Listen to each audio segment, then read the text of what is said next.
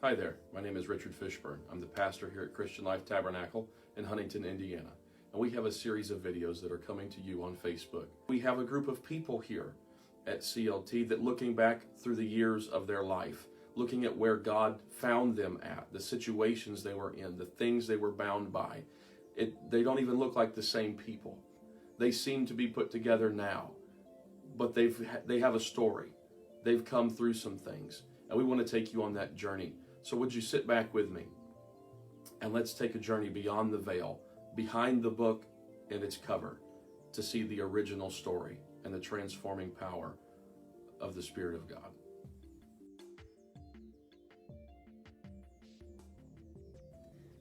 My name is Blaze Easterday, and I started attending CLT's Sunday school program around 2009, and then I started attending church services in 2011.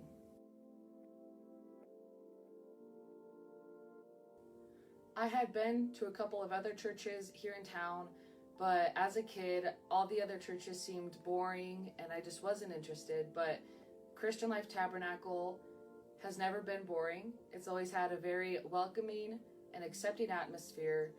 From the beginning, I never felt like a stranger and I never felt out of place.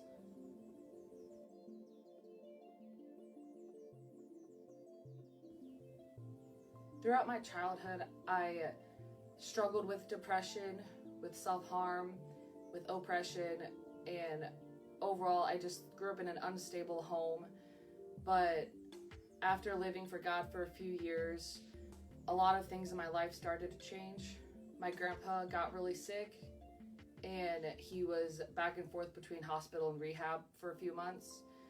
And at the same time that happened, my mom was overcome with drug addiction, so she left me and my family. I had a sister who had came to church with me for a couple years and she started to backslide. After taking care of myself and trying to take care of my grandpa for months, he passed away. My mom never came back and my sister never came back to the church. And all of this brought me back to that depression that I had dealt with before going to church.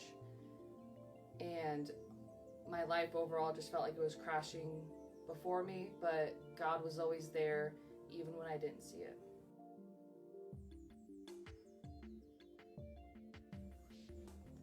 There have been a handful of delivering moments that God gave me, but the most life-changing moment that I had was at my grandpa's funeral. I sat alone in a corner in the funeral home, and the song "It Is Well" started to play. The lyrics to that song say, "It is well with my soul."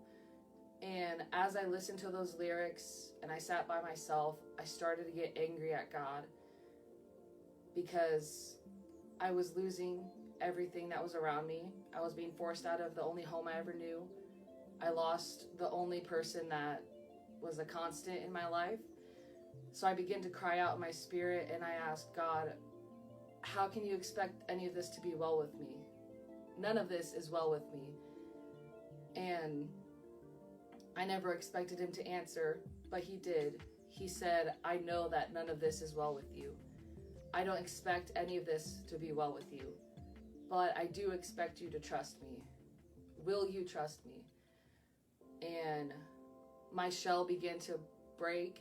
And in that moment, I learned the true meaning of the word bittersweet, because even though my pain wasn't taken away in that moment, and even though God didn't snap his fingers and make everything better, he gave me the strength and encouragement that I desperately needed in that moment to lift my head up and keep moving on.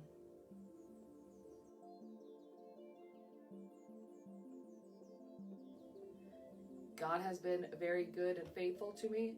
He's blessed me with my own home. He's blessed me with a good job. And he's blessed me with a family in the church. The whole church is my family. I know that they will always be there for me. I know that God will always be there for me. And I have meaning behind words such as God is a way maker and that I'm beautifully broken. because to some they may just be words, but to me they're a testimony to what God's done for me.